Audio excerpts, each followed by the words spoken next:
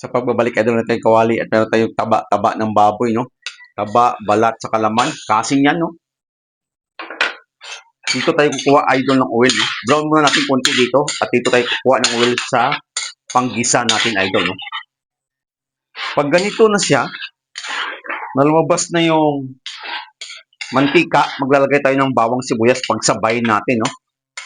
At kayo na rin mag-control ng apoy. Brown lang natin yan hanggang lumabas yung aroma ng bawang. Pag ganyan na siya, lumabas na yung aroma, maglagay tayo ng tubig. Huwag tayo maglagay dito idol ng mga condiments, pampalasa, no? Hayaan natin na palambutin muna natin yung kasing natin po. Yun po yung isang sekreto ko idol, no? Kung gusto mong mabilis lumambot ang karne, huwag kayong maglagay ng mga soy sauce, toyo, kung ano man lutuin, no? Hayaan nyo munang lumambot yung karne, saka nyo titimplahan. Yan po yung sekreto ko, sinishare ko na sa inyo, no? Takpan muna natin yan at palambutin, no? Balikan. Silipin na natin, no? Pag ganyan na siya, no? Papansin nyo, mahina lang yung apoy niyan. Na-stretch na, ibig sabihin, luto na yan. At maglalagay tayo ng rock salt. At ibubuhos natin yung munggo. Hindi ko na pinakita sa inyo kung paano lutuin yung munggo kasi basic lang to, no? Alam niyo na paano lutuin ang munggo at lakasan ng apoy. At may idea na ba kayo kung ano lulutuin natin? At kung hindi pa, abangan nyo. Cracked black pepper. Cracked black pepper, no? Hindi pala yan. Ito pala. Iodized salt pala yan. Pakuluin lang natin yan. May susunod tayo. May idea na ba kayo kung ano ang tawag sa niluluto ko? At kung hindi pa, abangan nyo. Pakuluin lang natin.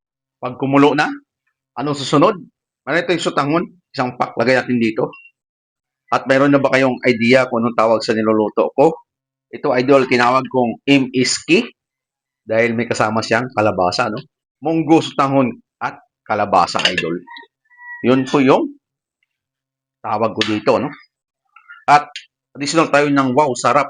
Silver Swan. Isang sachet. Tamang-tama lang doon sa lulutuin mo. Kung nagbibitsin ka, pwede mo lagyan, no? Pero, control nyo rin, idol, ano? Pag sobra, nakakasama din sa katawan. Kung may malunggay ka, pwede nyo lagyan. Pero ako, ito lang ang gagawin ko, no?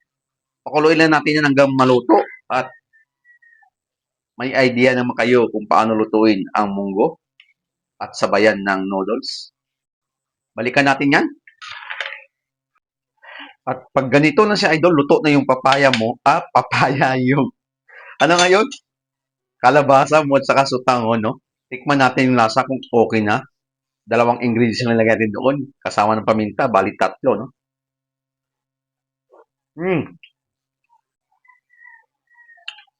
Tamang-tama lang, idol, at yun ang gusto kong lasa. At bago tayo magtapos, ika nga, shout out sa inyo, lahat na sumusuporta sa akin, at shout out kay Coach Dan Makalma, sa mga kasama ko sa work ko, at sa Chow family, ano? Pandoy family, Banya, Bianson, Rios family, Chua family, no? Yun lang mga idol, at tara, kain na tayo. Abangan nyo pa yung mga lulutuin ko at gagawin. Bye-bye mga idol. Kainan na.